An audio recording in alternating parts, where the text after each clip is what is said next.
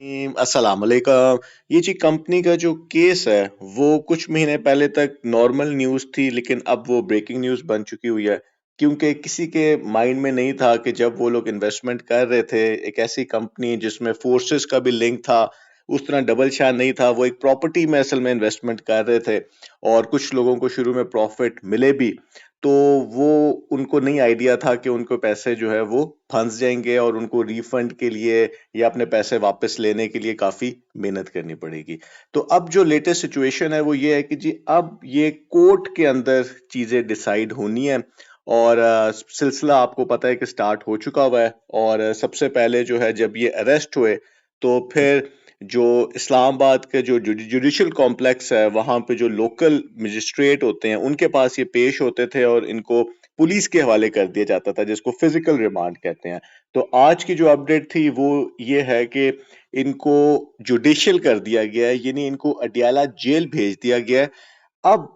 जज साहब का ख्याल है कि ये जो केस जिसमें इनको अरेस्ट किया गया था, अब उसमें इनकी इन्वेस्टिगेशन की ज़रूरत नहीं है। अब आगे क्या होगा? आगे इनके जो वकील हैं, ये बेल के लिए अप्लाई कर देंगे इस केस के अंदर। अब जो इनके ऊपर बाकी केसेस हैं, वो लाहौर में, कराची में, पता नहीं कहाँ-कहाँ इनके ऊपर और जगहों पे भी केसेस हैं, वो तो हैं।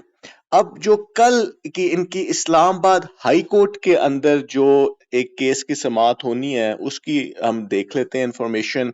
कोर्ट नंबर 5 के अंदर इनका एससीसीपी, नैब और एफआईए वालों के साथ एक केस चल रहा है, उसकी हियरिंग है और जस्टिस बाबर सत्तार साहब जो हैं, ऑनरेबल जज जो हैं, वो 2 अप्रैल को इस केस को सुनेंगे। अब ये जो केस है, ये बाकी जो केसेस इनके चल रहे हैं क्योंकि इनका एक केस है जो कि एससीसीपी और नैब और उनके साथ भी चल रहा है। एक केस है जिसमें वो ये अरेस्ट हुए हैं, वो एक अलग केस है और ये जो केस है, ये एससीसीपी ने इनके ऊपर सबसे पहले इनफैक्ट इन्होंने एससीसीपी के ऊपर किया था कि जी हमें बताया जाए कि हमारे कौन-कौन से केसेस हैं हमारे ऊपर और गवर्नमेंट ने जो हमारे हमें इल्लीगल कंपनीज की लिस्ट में डाला है वो उससे हमारे बिजनेस को नुकसान हुआ है तो उसकी काफी हियरिंग्स हुई थी तो कहा यह जा रहा है कि जी कल का जो केस है वो वो है कि जी इनका नाम जो है चूंकि ईसीएल के ऊपर है तो ईसीएल से इनका नाम जो है वो रिमूव किया जाए तो इनके जो वकील हैं वो पाकिस्तान के काफ़ी अच्छे टॉप के जो वकील हैं क्योंकि इन लोगों के पास फाइनेंशियली ये लोग साउंड होते हैं, काफ़ी अच्छे बैकग्राउंड के होते हैं। तो इनके पास वकील तो काफ़ी अच्छे हैं। तो कल हमें पता चलेगा कि क्या इनका नाम ईसीएल पे निकाला जाता है। जस्टिस बाबर सत्तार जो हैं, वो वही जज हैं जिन्होंने अभी कुछ ही हफ्ते पहले जो है डीसी इस्लामाबाद को भी एक बात के ऊपर जो है और पुलिस की भी एक आला अफसर को जो है उन्होंने सजा दी थी जो कि इससे पहले कभी नहीं होता था तो ये काफी स्ट्रॉन्ग और एक टॉप के पाकिस्तान के जो हैं जज हैं तो देखते हैं कि जी कल क्या अपडेट आती है क्या ये ईसीएल होगा या इसमें कोई और चीज भी डिस्कस होगी तो दूसरा जो अभी लीगल इशू होना है वो इनकी बेल का है तो कल बेल अप्लाई होती है कब उसकी बारी आती है तो वो भी हमें कल ही पता चल जाएगा तो इस टाइम पे जो इन्वेस्टर्स की सिचुएशन है उनको फ्रेंकली ये लीगल का इतना इंटरेस्ट होगा भी नहीं उनको होगा कि जी हमें पैसे वापस मिल जाएं लेकिन जो बात है वो यही है कि उनको तैयार रहना चाहिए अब क्योंकि बी फॉर यू में और ये बाकी जितनी कंपनियां ये अभी एक लीगल काम स्टार्ट हो जाता है जिस तरह जब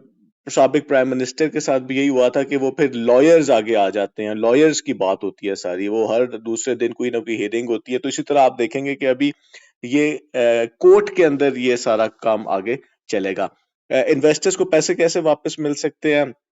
वो अगर पाकिस्तान में ही रहते हैं और उनकी बेल हो जाती है और वो कहीं से पैसे अरेंज कर लेते हैं और वो लोगों को दे देते हैं तो इससे तो अच्छी कोई बात होगी ही नहीं तो मैं नहीं ख्याल कि उनका कोई भागने का प्लान होगा क्योंकि अगर उनका भागने का प्लान होता तो वो जब ये सारी प्रॉब्लम स्टार्ट होने वाली थी तो उससे पहले तो वो पाकिस्तान से बाहर ही होते थे तो वो वापस आते ही ना तो चांसेस हैं कि वो भी शायद कोशिश करेंगे कि इन्वेस्टर्स को पैसे वापस मिल जाए लेकिन ये जो उनका आर्गुमेंट है